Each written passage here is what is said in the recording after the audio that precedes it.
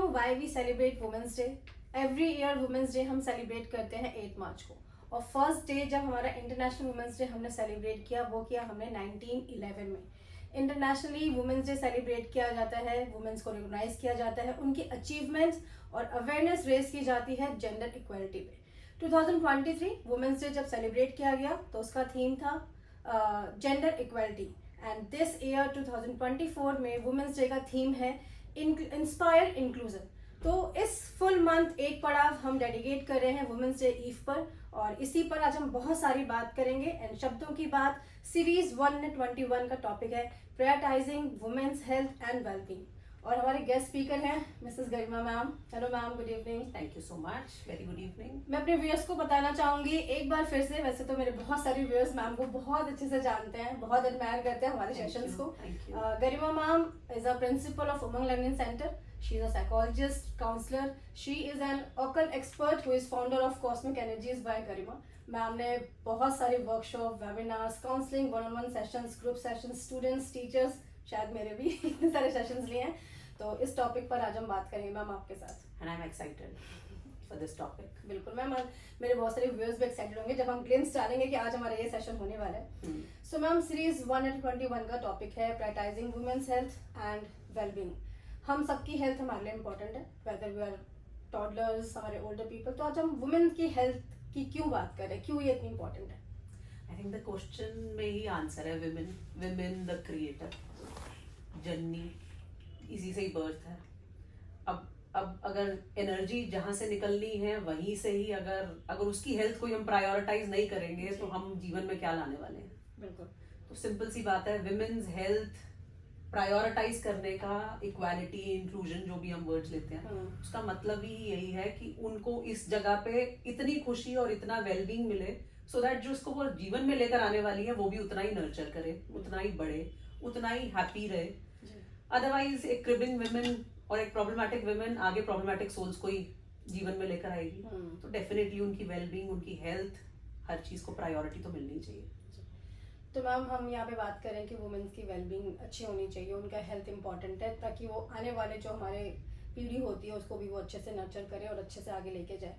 But ऐसे कुछ factors होते हैं जहाँ पे वुमेन की हेल्थ जो है वो डिग्रेड हो जाती है। वो फैक्टर्स कौन से हैं जो इम्पैक्ट करते हैं वुमेन की हेल्थ पे? देखो, ऐसे तो बहुत सारे फैक्टर्स हैं, बहुत ही सारे फैक्टर्स हैं, बट मुझे लगता है एक आदमी का, अगर हम मेल का अगर हम एक लाइफस्टाइल देखते हैं तो वो छोटे से बड़ा हुआ, बड़े से आदमी बना, आदमी से बूढ़ा हो गया जी। For a women also the phase is same, but then in between एक मेंस्ट्रुअल साइकिल स्टार्ट होगा, एवरी मंथ एक पीरियड साइकिल है, एक ब्लड लॉस है, then at a certain age you are getting pregnant.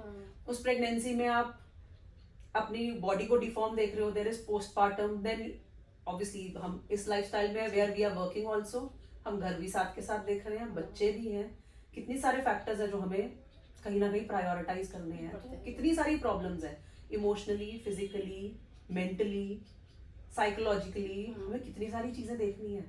मतलब एक औरत को कितने फेज से निकलना है, वही आदमी को भी निकलना है, बट आदमी के लिए ये सब चीजें नहीं आ रही है, औरत के लिए वो सब आ रहा है, और उसको वो इक्वली झेलना भी है, और उसमें कहीं ना कहीं कंप्लेन भी नहीं करनी।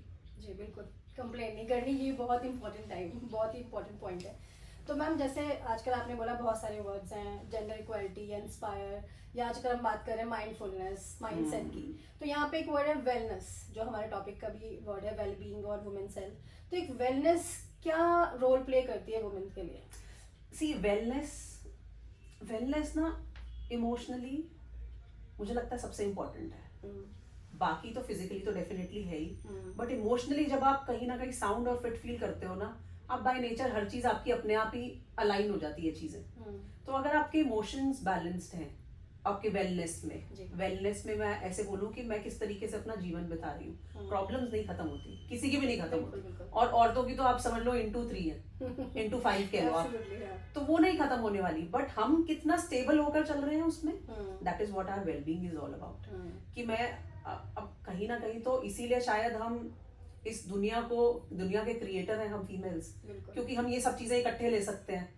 सो वेलबींग के लिए जितना हम अपने लिए काम कर सकते हैं, मुझे लगता है आदमी कर ही नहीं सकता। आदमी बहुत जल्दी मेलो डाउन होता है, बहुत जल्दी चीजों से हार मानता है, औरतें तो कितना कुछ झेल सकती हैं। तो अपनी वेलबींग पे भी अगर थोड़ा सा काम कर लें, आई थिंक बहुत कुछ हम अचीव कर लेंगे जीवन में, लेकिन हम बीइंग वुमेन ना, आई थिंक हमें लगता है हम औरतें ही औरतों को बहुत नीचा दिखा देती हैं at times, which is not good, I don't appreciate at least. Yes ma'am.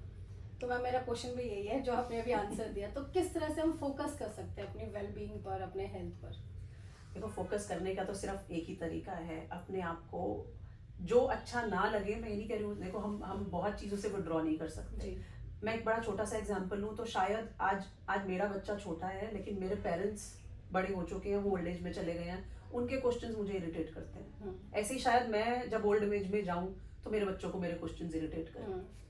तो चीज़ों को कहीं ना कहीं अलाइन रखने के लिए, अपने आप को ठीक रखने के लिए थोड़ी सी पेशेंस मुझे लगता है हमें चाहिए। हालांकि औरतों में काफ़ी होती है, बट आजकल के लाइफस्टाइल में ना धीरे धीरे कम हो रही है, क्योंकि प्रेशर इतना है, स्ट्रेस इतना है, हम भाग रहे हैं कहीं, वो खत्म ही नहीं हो रहा भागना। तो वो पेशेंस, कहीं बैठकर अपने लिए टाइम निकालो, कभी कभी have a sip of coffee with you, अपने लिए पिक्चर देखने जाओ, अपने आप को भी तैयार करो, किसी को दिखाने के लिए नहीं, एब्सोल्युटली अपने लिए। यू फील गुड, मुझे नेल्स कराना अच्छा लग रहा है, मुझे तैयार होना अच्छा लग रहा है, I am finding good to talk to a friend, please go ahead, don't be hesitant. ये बहुत इंपॉर्टेंट फैक्टर्स हैं, बहुत छोटी छोटी चीजें हैं, बट ये लाइफ में करनी जरूरी है। एक्चुअली हम सिर्फ मेरे बच्चे की शादी कब होगी, मेरे बच्चे का काम कब लगेगा, ये 2 4 5 10 मोमेंट है लाइफ में जो आएंगे, पर जीना तो रोज है ना, रोज की खुशी को कमाना है, उसके लिए अपने आप को प्रायोरिटाइज करो।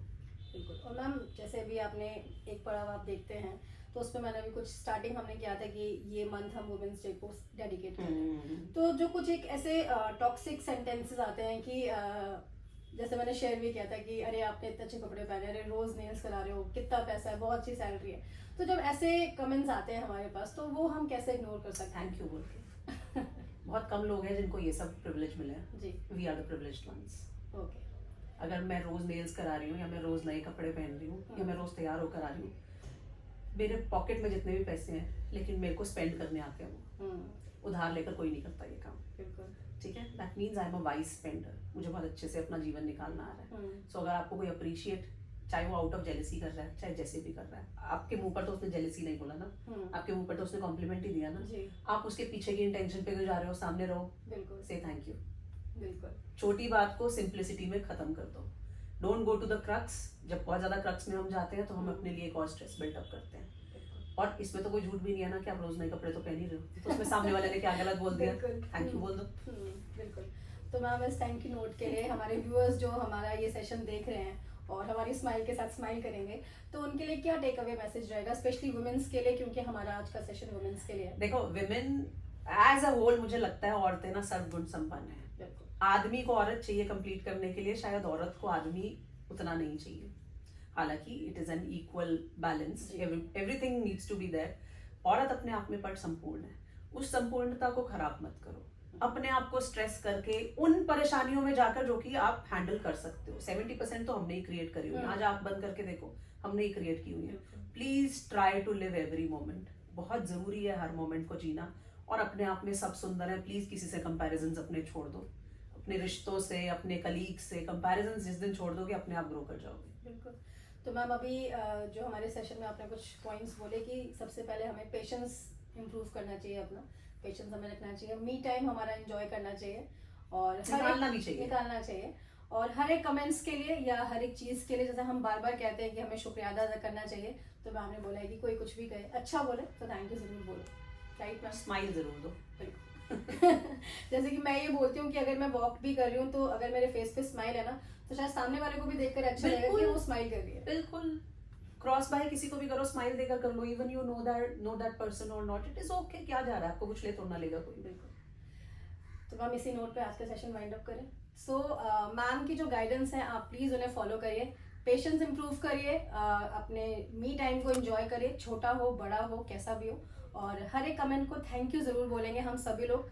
सो मैं भी एक बार मैम को बोलूंगी thank you so much. Thank you so much. और इसी note thank you to the viewers also. Yes ma'am, बिल्कुल, क्योंकि व्यूअर्स के बिना हमारा सेशन इनकम्प्लीट है। और मैं फिर से बोलूंगी कि आपके जो भी कमेंट्स हैं आप हमें कमेंट बॉक्स में शेयर करिए, अपनी बातें शेयर करिए। आपको अगर सेशन अच्छा लगता है तो वो भी शेयर करिए, हमें देखकर अच्छा लगता है। Thank you so much everyone, खुश रहिए, हंसते रहिए, smile and peace. Thank you.